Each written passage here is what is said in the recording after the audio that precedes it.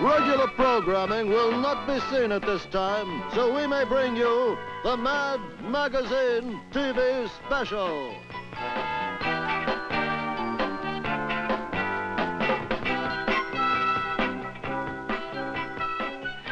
With the automobile manufacturer of the year, the Academy Awards for parents, Mad X-Raving,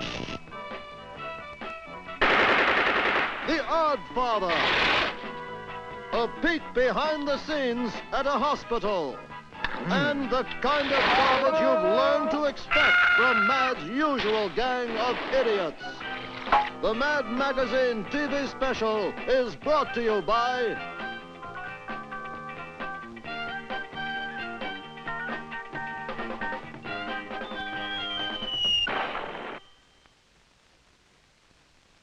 Hello there. I'm Howard K. Bluntly, speaking to you from Detroit, Michigan. We're here for another interview with people who make America great. Our guest today is Mr. Edsel Lemon, the famous industrial tycoon who was recently named as Mad's Auto Manufacturer of the Year. Well, seeing all these new cars rolling out of the plant, I'd assume that business is very good these days, Mr. Lemon. No, business is very rotten these days. Those are last year's cars rolling back into the plant to have their mechanical defects fixed. Some layout, huh? We've got 38,000 men working on the assembly line. 15,000 engineers designing expensive new accessories, and one kid who comes in after school to work on our anti-pollution device. This is the bumper section. Oh. Those men are about to attach a bumper to a car. Well, I had no idea a bumper was so heavy that it takes 6 men to carry it. Oh, no, that's not because it's so heavy. Those 6 men are carrying it as a safety precaution. It's so brittle, if they ever drop it, it'll shatter into a million pieces. This is our accessory department, where we design all the innovations like these power seat covers, the electric ashtrays, and the Spiro Agnew dashboard clock. I see. And who needs these accessories? Our dealers. How do you expect them to get rich if they can't sell at least $3,000 worth of accessories to go with every $2,000 car? And that man, I take it, is trying to make some new accessory from transistorized components? No. He's double-checking the fine print in our new car warranty to make sure that everything that could go wrong is always the customer's fault. Hop in, I'll take you over to the proving grounds where we're testing the prototypes of our new models. Fine.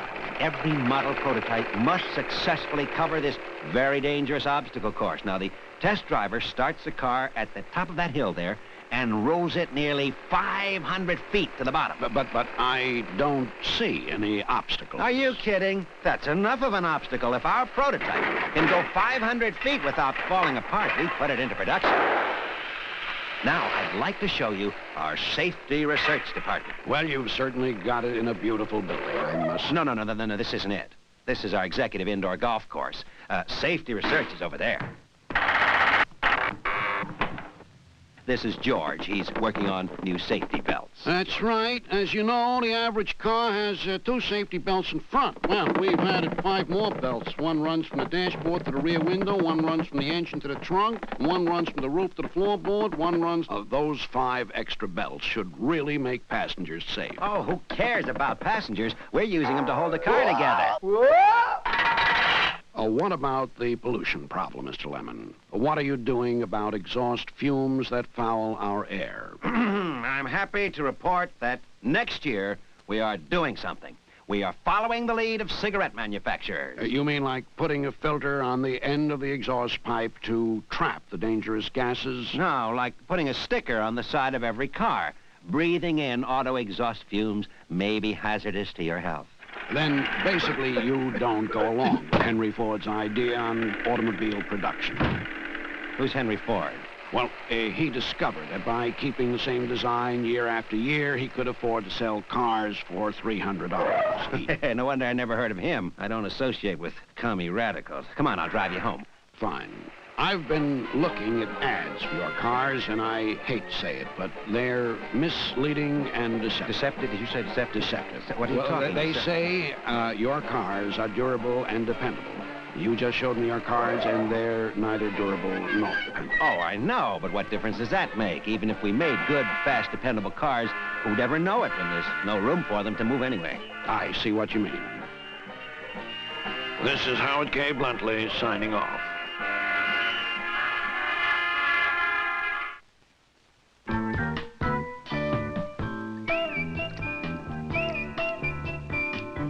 Okay, Mama's little snookum starling, sweetie, honey, baby. Bathing time is over. Time to get dry and ready for Betty Boy. First, we take out the little rubber dollies. Honestly, Edna, don't you think you're spoiling that duck a little?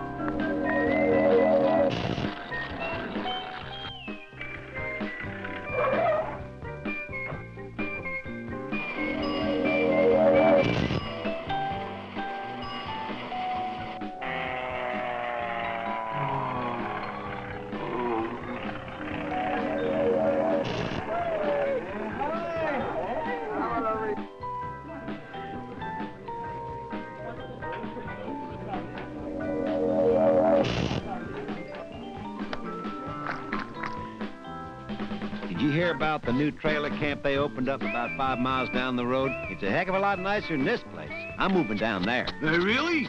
I'm going too. So much. Wait.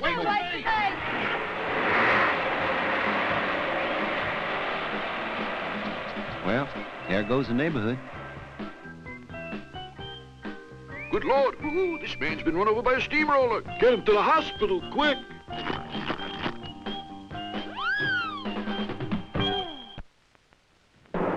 Ladies and gentlemen, welcome to Mad's Academy Awards for Parents. Here in this overstuffed, garishly decorated living room, Mr. and Mrs. Wilbur Nasel, overlooking their other 3.5 uncomfortable rooms, we have gathered to honor those people whose acting performances best illustrate the time-honored and traditional concepts of parenthood. Now, the winner will receive this lovely 14-carat solid gold-plated statuette, the Mommy. And now, on with the show! The nominees are, for Best Supporting Actress in a Teenager's Sloppy Room, Mrs. Elsie Gladbuck for her memorable performance in You're Just Impossible.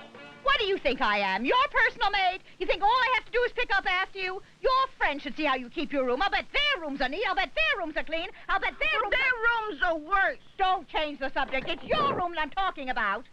For Best Adaptation of an Original Getting Rid of the Kid for the Summer Routine, Mrs. Alice Corker for her heart-rending scene in It's You We're Thinking Of.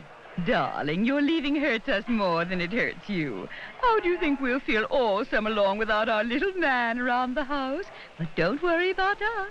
We're happy to sacrifice so you can have a wonderful summer at camp. But what if I hate camp? You'll write us all about it while we're in Europe. For Best Original Score in the typical coming late for supper song and dance, Mrs. Hortense Inlay for her inspiring number in I Could Drop Dead for All You Care. What do you care that I sweat all day over a hot stove? You were supposed to be home half an hour ago. Instead of waltzing in late, you should get down on your hands and knees and be grateful you have such a devoted mother. Well, this is the end. For all I care, you can eat your dinner cold. What are we having for dinner? Tuna fish salad. For special effects in the You Kids Today Have No Respect for Money category, Mrs. Phyllis Freeble for her touching performance in Upset? Who's upset? You think it bothers me that you played football in your brand new suit? You think I care that it cost $65 of your father's hard-earned money? You think I'm upset that it'll take $15 or $20 to reweave it? You think I'm disturbed that you disobeyed my orders? You think I'm angry? Gee, Mom, I knew you'd understand. The winner is Mrs. Richard Clowes for her brilliant reversal in I Get No Help Around Here. Who do you think you are, the Queen from Sheba? Is it beneath you to help with the dishes? Are you afraid you'll soil your dainty little hands? Well, from now on, everyone in this house does her share, or else she can move out. Whoopee! I'll move out. Don't you get sarcastic with me, young lady. Well, that's it, folks. As Mad's Academy Awards for parents draw to a close, and the recipients and hopefuls rush for the exit so they can get home quick and start screaming and raving and carrying on, trying to qualify for next year's coveted awards, we bid you all goodbye. Bye!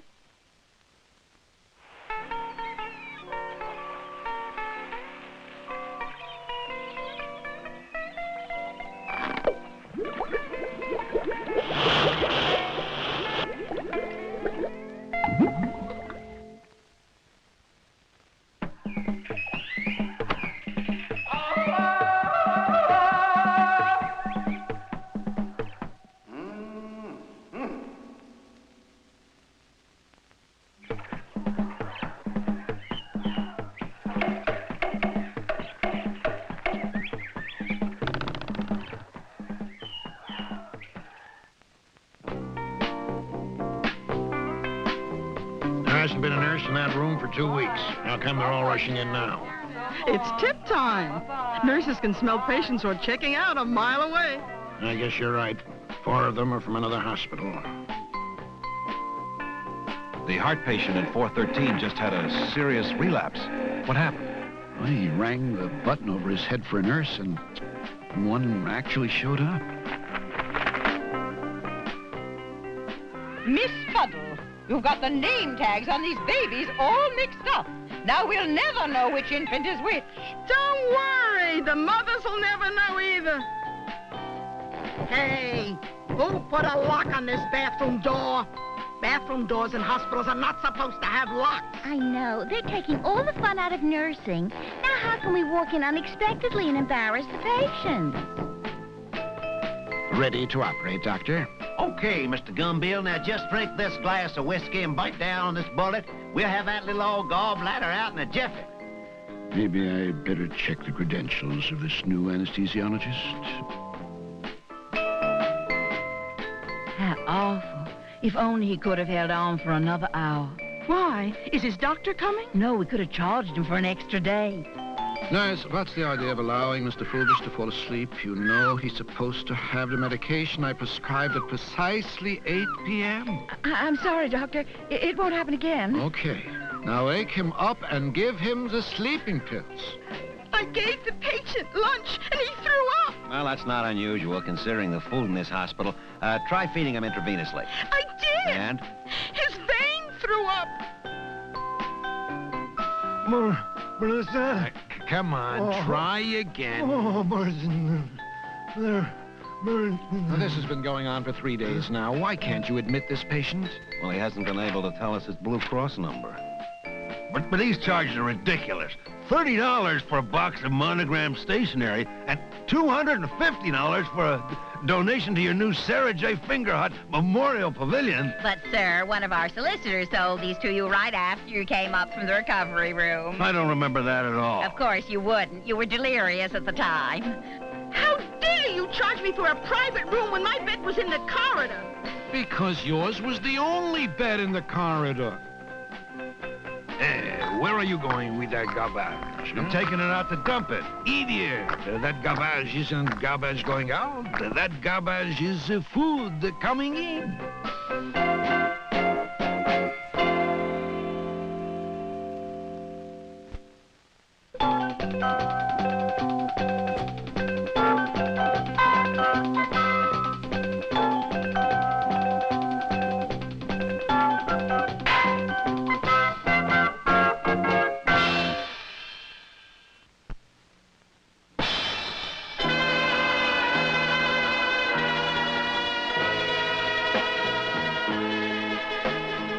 I propose a toast to Don Vito Minestrone, the biggest syndicate leader in the country.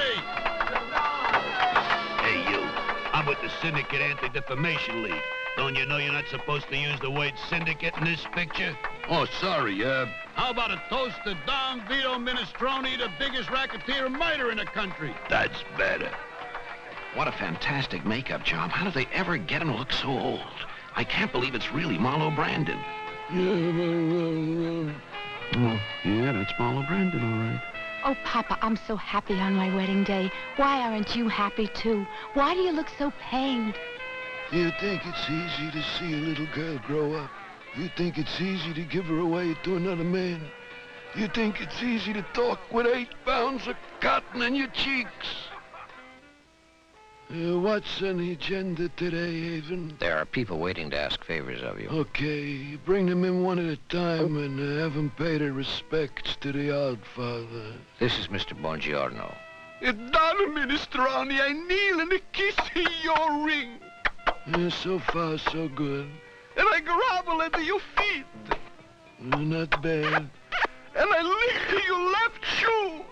Okay, now show some respect. Dear and illustrious Oddfather, manipulator of the world, the government's most exalted of the personages, hallowed be thy name. Beautiful. Now what can I do for you on this holy occasion? I want you to rub out the 2 lousy finks. Okay. Oh, Donna Minestrone, how can I ever thank you? Swear to me on your mother's grave that when I ask you for a favor, you will grant it. Mother's grave?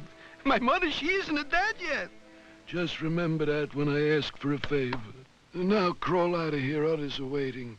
Number 2, who got number 2? This is Angie Maggio. Santa Lucia, Santa Lucia. It's a miracle, a miracle. What's a miracle? I just met the only Italian in the world who can sing. What can I do for you? There's a great part in a new movie that I want, but the producer won't give it to me. Haven, tell the producer to give Mr. Maggio the part or I break his back. Oh, thank you, Oddfather. Santa Lucia, Santa Lucia. Haven, tell Mr. Maggio to stop singing or I break his mouth. I'm worried about Plazzo. I think there's going to be bloodshed between his family and ours. Hey, look at the big car barreling down the street. Maybe it's them. Don't worry, that's not them. Don't worry, that's not them. Now you can worry. Is he dead? Did those 2 hoods in the big black car gun him down? Well, not exactly. When they got within 50 feet of him, a mugger who was stealing a woman's purse ran into the path of a hijacked truck going the wrong way at a one-way street, which swerved into a drug push, a stolen motorcycle, and they all fell on top of him. In other words, he died of natural causes. Natural causes? In New York, that's a natural cause. Hey, wait a minute. He's not dead after all. He's trying to speak. What's he saying? It's hard to tell. He's hurt so bad he's mumbling, so I can't understand him. I got news for you. He talks like that when he's not hurt, too. How's my father, Doc? Well, he's retching, and he's gasping for breath, and he's moaning a lot. He's fighting for his life? No, he's fighting for an Oscar. It's me, Micron. How you been, son? Fine, Pop. I'm engaged to a swell girl. I'm tops of my class at law school, and in my spare time, I work for United Charities. I'm sorry I asked. Oh, Pop, don't start in again. I mean, just because I believe in law and order. Get out of here with your dirty mouth! But, Pop... Get the stranger out! Bring me his sons! Papa, sometimes you get me so angry, I'm afraid I won't be able to control myself. Because you know what I feel like doing right now? I feel like killing you. I feel like killing my own father. Hey, my boy's gonna be all right. Micron, with Pop in a hospital and his gang war going on, we need you. It's time you join a family business. But, Silly, I have great aspirations. I'm going to be a governor or a senator. Listen, kid, if you want to be a big-time criminal like a governor or a senator, you got to start at the bottom and work yourself up. We want you to meet Plazzo in Charlie's restaurant. The way I see it, Micron, is if your family wants to stay healthy, you better come in on a narcotics deal, huh? Hey, what's the matter? You looking nervous. Me? Oh, no, I'm not Plazzo. Mr. Nervous. I mean, Well, what's with you? Now where you going, huh? Oh, I'll be right back. I just gotta go to the gun room. The men's room. I almost blew it. Oh, boy, am I scared. Now, where did they stash the gun? Maybe left me a message. Hey, here's something written on the wall. Here I sit, broken-hearted. No, that's not it. Ah, got it. Okay, now all I gotta do is remember what they taught me. Walk out calmly, go up to Palazzo, shoot him twice in the head, drop the gun, and leave. That's simple enough. Be calm, be cool, and above all, don't panic! What happened? Some maniac came out of the men's room firing a gun. Looks like he shot everybody in the place. Everybody but Palazzo. How did he get it? From complications brought on by eating too much scungili, veal, parmigiani, and lasagna. In other words, he died of natural causes. Natural causes. In an Italian restaurant, that's natural causes. Ah, it's great to have you home again, Papa. And I got good news. Micron took care of Palazzo. My little boy's first killing. I'm so proud of him. Remind me to have his gun bronze. Where's he now? In Sicily, waiting for the heat to die down? Oh, in the bathroom, waiting for his stomach to die down. Hey, you dumb tomato, how can you serve me this slop? I told you I wanted chicken tetrazzini, pepperoni, ravioli, vermicelli, manicotti. I know. But for breakfast? What's that, Kenny? Collie beat you up again? That dirty fink, I'll kill him. Hold until I get there. What? I don't know how. Hit him over the head with a lamp or push him down the stairs. Just don't do anything rash. Why are we following Cinny? Don Minestrone suspects Carly is working for Linguini and may be setting Cinny up. So we gotta protect him and, uh-oh, too late. Poor Cinny. Papa knew it would happen to him one of these days. Papa warned him so many times. You mean that Don was right? Those were Linguini's men in disguise? No, they were real toll collectors. Papa must have told him 1,000 times, never go up to a toll booth with a $20 bill. I call this meeting of all the families because my heart is broken. My son Cinny's dead and my boy Micron has been in exile in a bathroom for 6 months. Now between us, we control the nation's gambling, prostitution, narcotics. Without us, this whole country would come to a standstill. I say it's time to get this country moving again. This war must end. We must stop destroying each other and start destroying us plain ordinary citizens again, like normal American businessmen. Agreed? Agreed. Agreed. Yeah, agreed. I got to do that, too. You only have to kiss him. You don't have to marry him. At last, there's no more war between the families, and now I can live to a ripe old age in peace. You chased me, Grandpa? Of course I chase you, Angie, my little grandson. And then we will play some syndicate kiddie games like hide and think and cops and good guys. The odd father is dead. He suffered a heart attack chasing little Angie. He was a kind man, a gentle soul, a good-hearted person and a decent human being. Did he say any last words before he died? Yeah, he wants someone to lean on the kid. Boys, with Don Minestrone dead, I'm taking over as head of all the families. Not so fast, Linguini. It's Micron Minestrone is back from the bathroom. He's beginning to act like the odd father. Now let's get things straight. I'm in charge here. He's beginning to look like the odd father. And from now on, what I say goes. Do I make myself clear? He's even beginning to sound like the odd father. And I got plans, big plans. We're gonna make millions. He is the odd father. Now here's what we're gonna do. We're going legit. We're going into show business. We're gonna make a movie about us. Can't you just see it now? Theater owners everywhere will show it, or else. Yeah. Critics everywhere will love it, or else. Yeah. And people everywhere will be standing in line waiting to see it, or else. Yeah. And it will win an Academy Award, or else. Yeah. Now, we'll start the movie off at my sister Connie's wedding, and then what'll happen? The Mad Magazine TV special has been brought to you by...